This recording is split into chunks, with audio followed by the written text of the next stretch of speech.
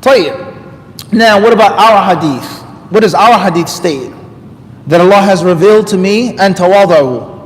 That's the narration that states, and that's not from Abu Hurairah, it's from another Sahabi, Iyad ibn Himar, radiyallahu ta'ala anhu. He says, إن الله أوحى إلي أن تواضعوا حتى لا يفخر أحد على أحد ولا يبغي أحد على أحد. Is that indeed Allah has given me, Allah has revealed to me, and tawadahu is for you to humble yourselves until no one boasts against another, until no one transgresses the boundaries against another. And this is a very interesting hadith, whereas it clearly shows and states that the sunnah of the Prophet ﷺ is what? Wahi, revelation. Allah has what? Revealed to me.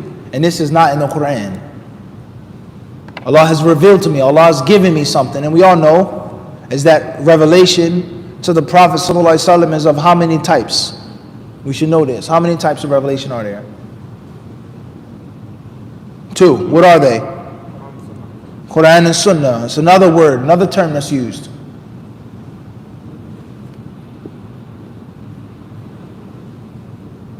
Wahi matlu, wahi ghayru matlu. Revelation which is recited, and revelation which is not recited. The revelation that is recited is the Quran. And the revelation which is not recited, you cannot make prayer with a hadith. You cannot make salah with a hadith, that's the sunnah. So this hadith clearly affirms that Allah subhanahu wa ta'ala has revealed to the Prophet alayhi salatu wasalam. Alright. So therefore, first and foremost is why, and it's very important guys, just stay with me please. Why should I read the hadith by myself? Why can't I just take it from a scholar? Why can't I just take it from a trustworthy brother? I trust you. I respect your knowledge. I don't think you'll ever lie to me. I don't think you're a sloppy person. Why can't I just take the hadith from you? Is there something wrong with that? Trusting someone, taking the hadith from them? Mushkila nur? La yalzam, sah? It's not problematic. But are you optimizing? Are you economizing? Are you getting the biggest bang for your buck? Let's talk about food now. You go through 4 sources versus you go through 1 source. Are you going to spend more or less? Retail? What's after retail or above retail is what? Wholesale. Above wholesale is what? Manufacturing. Good. Above manufacturing is what? You yourself making it. Right or wrong? So the retail price, you buy a box of tea. $6, $5, depending on the tea. It's not bad. It's good tea, it's fresh. MashaAllah, alhamdulillah. But you go to the wholesaler, where the retailer gets his boxes of tea from. How much is it going to cost, Mahmoud? Like what? $1? $2 maybe. 3. You go to the manufacturer, where the wholesaler gets his tea from. You may buy what? If that. You guys get the point?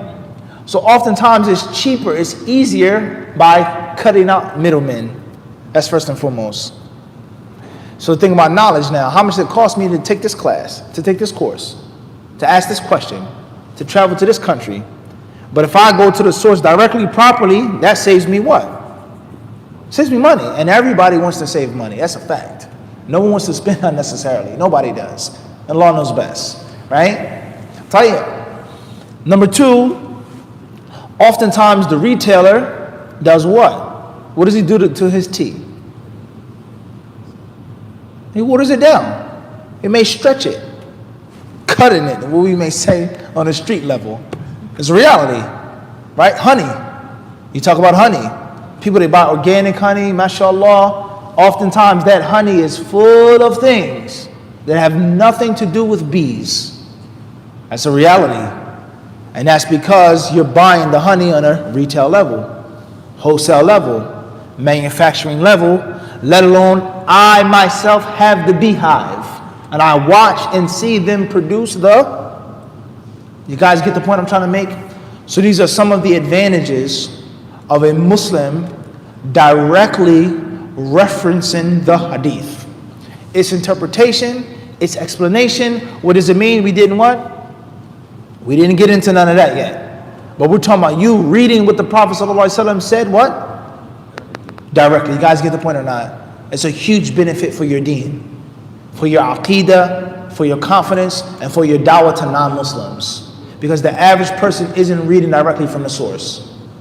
The average person doesn't know where his or her food comes from. That's a fact. They have no clue how their food got to their plate. And that's dangerous. And oftentimes, that gives you, or that gives the power for those who feed you, it gives them too much power. And we all know what people say about power and how it corrupts an individual. I have full control over everything you eat and drink. There are people that are going to feed you good things. They're going to give you good things to drink. And there are going to be many people going to say, whoa, I can just manipulate you like a puppet. I can tell you what to eat, when to eat, how much to eat. I can put things in your food that will make you even more dependent upon me. Buying more, coming back, becoming sick, wanting to try something else. You get the point I'm trying to make? And the same applies to Islam. Allowing someone to monopolize your deen. There's no way you can access the source unless it's through me. I am the gate to your salvation, to your aqidah. That's extremely what? That's dangerous. I may be trustworthy, mumkin. Maybe. Or I may fall victim to my human nature and say, let me get something out of this.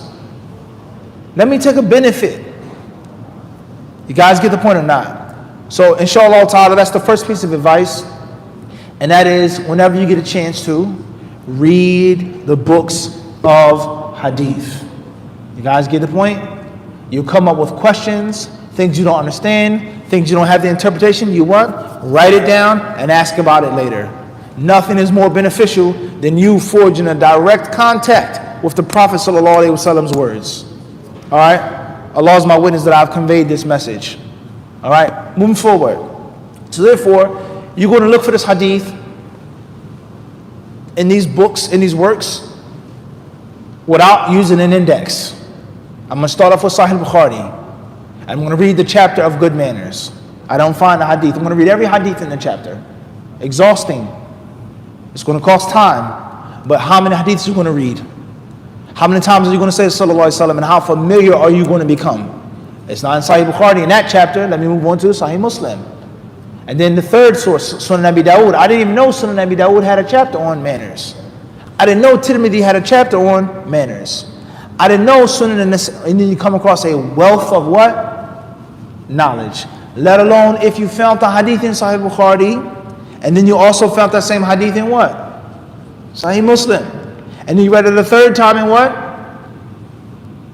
Sunan Abi Dawud. A fourth. How much yaqeen do you have now? No sheikh, no student of knowledge can come and mislead you and say, the Prophet never said this. That hadith is totally made up, it's totally weak, it's totally, I read it myself. You guys get the point? Alright, khair inshallah. So that's first and foremost, alright? And of course this hadith, it deals with behavior. And it talks about behavior. Is that Allah subhanahu wa ta'ala has revealed to me, and tawada'u, is for you to humble yourselves. And humility is one of the most basic and one of the most important types of Islamic manners, period. Inshallah ta'ala, our next session, our next lecture, we'll take a more in-depth look and dissection of this hadith, right? What's the meaning of it, word for word? What's the meaning of it as a whole? And most importantly, how do we benefit from it on a daily, practical basis? I'm not a student of knowledge. I'm not learning. I don't know Arabic. I work. I go home. How do I benefit from the hadith? I'm a sister. I'm not a man. I'm not a brother in the masjid. I'm not sitting with the sheikh.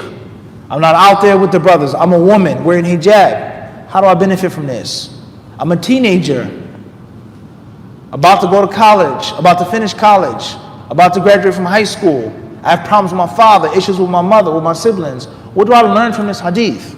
I'm a teacher. I have knowledge, ilm. I've forgotten more than you've ever memorized. Do I need this hadith? Humble yourself. There's a student of mine who's being disrespectful. He's not giving me the necessary rights that I deserve from him. What do I benefit from this hadith? that? And this is the Prophet ﷺ's words. They're universally bountiful. Everyone takes and eats from them. Everybody. The alim, the muta'allim, the jahil, etc., etc., etc. And this is because Allah Azza wa Jalla's statement, we haven't sent you, O Muhammad, illa rahmatan lil alamin. We only sent you to be merciful to all created beings. Everyone benefits from Allah's mercy, whether they want to or not. And the Prophet ﷺ's words are universally bountiful. There's no hadith that is only just for one class of people. Everyone is going to learn and take something from the hadith, right? So bi'idhnillahi ta'ala, that's what we're going to talk about in the next session. We'll stop here. We'll leave some time for some questions, inshallah ta'ala. And hopefully you guys will go home tonight, do some more research, sharpen up, brushing up, tighten up, right? And let's see what you bring back, huh? Bi'idhnillahi ta'ala. Jazakumullahu khairan. Inshallah.